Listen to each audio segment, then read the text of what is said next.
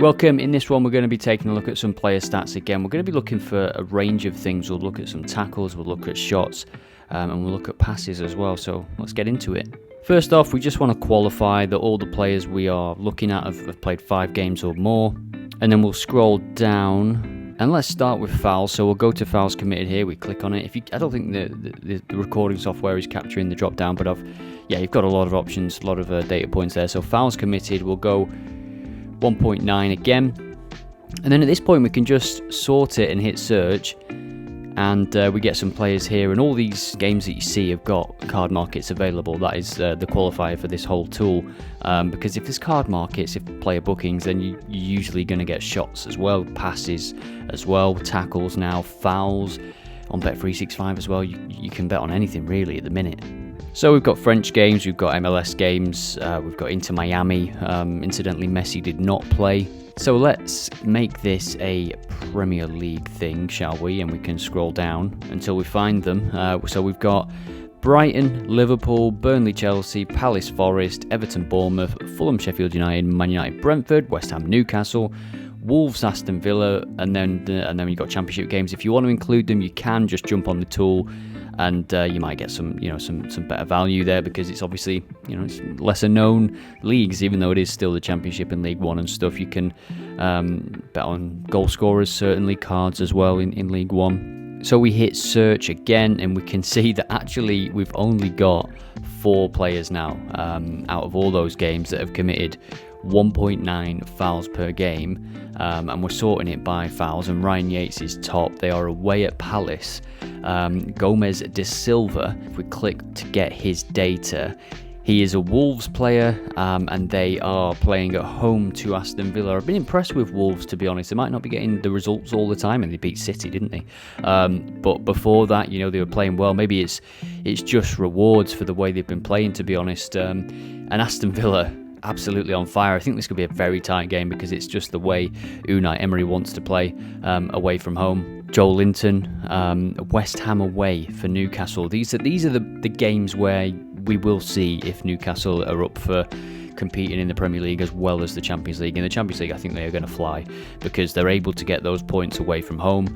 And as we saw last night, wow, what an atmosphere. And what an atmosphere it's going to be every single time a team comes to St James's Park. Not just in the Champions League. The feeling and the buzz around the club is so high that it doesn't matter if it's Burnley that are coming there like it was last week. The atmosphere is still exceptional. So that's fouls. Paqueta might be an option. Let's change this now, shall we? We'll put fouls back to 0.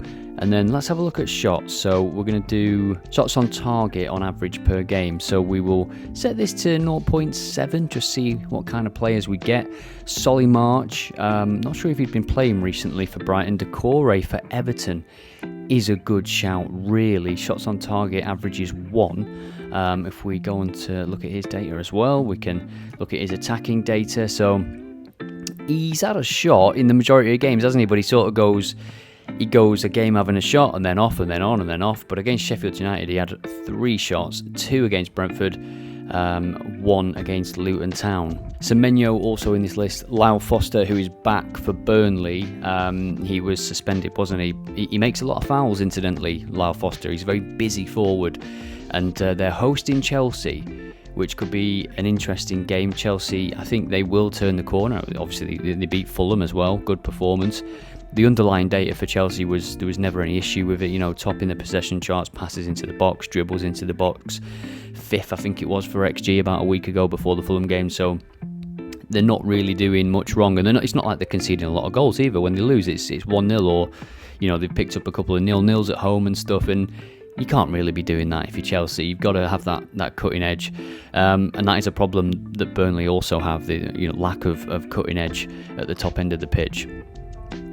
So that was shots on target. Again, you can just come to this page. It's free and open. You can just use the filter as you please. And we will end with passes. So total passes.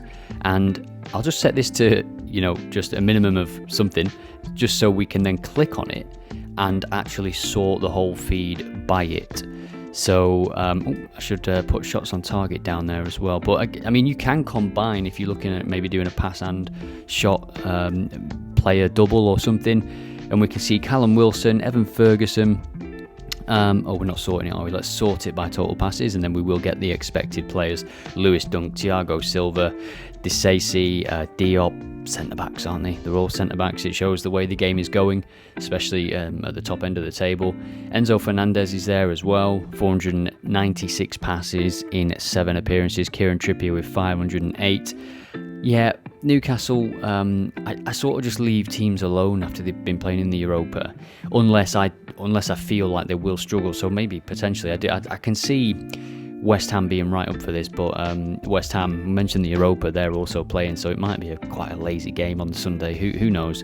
We'll have to wait and see. I think for Newcastle especially, they've not really got much in the way of rotation at the minute. They've been quite unlucky with injuries the last couple of weeks, so I think a lot of those players that put in a very big shift against PSG, I think we might see them at West Ham. I think we'll see the majority of them.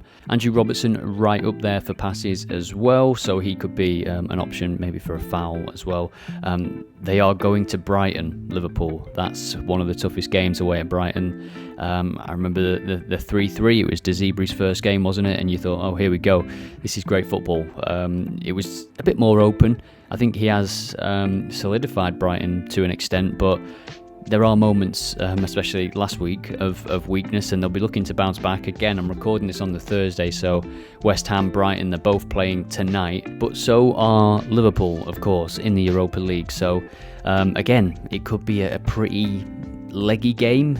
So that's passes, and this is the player search tool. If you've not used it before, it's really easy to use, as you can see. It's quite simple, not much you can do wrong. Pagination is here if you want to go to the next page, because this is going to show you all the players, because you've not really filtered for anything, you just sort in, which is a fine way to use it as well.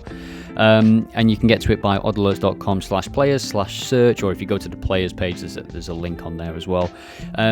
More advanced data is coming to it soon, just working on formatting it and linking it to the existing database, so you'll be able to use some of the sort of data that is found in the player radar tool, which is still a rough concept, to be honest. We can just compare Cresswell and Hickey here. We click get data and it just compares, but then the good thing is you can add all these data points, more advanced data points, progressive passing, expected assists, you've got blocks in here. So imagine adding all this into that player search tool. That's the end goal. And also want to just improve on this radar chart as well, because at the minute it's just showing last season's data, which is, I think, fine. Well, it was fine when I built it in the summer when the transfer window was happening. But now that we're getting into the season, almost sort of 10 games played, I think is when I will rebuild this version 2, if you will, of the comparison tool, to have it showing all of these data points, but live, up-to-date data, which will take it to the next level, yeah.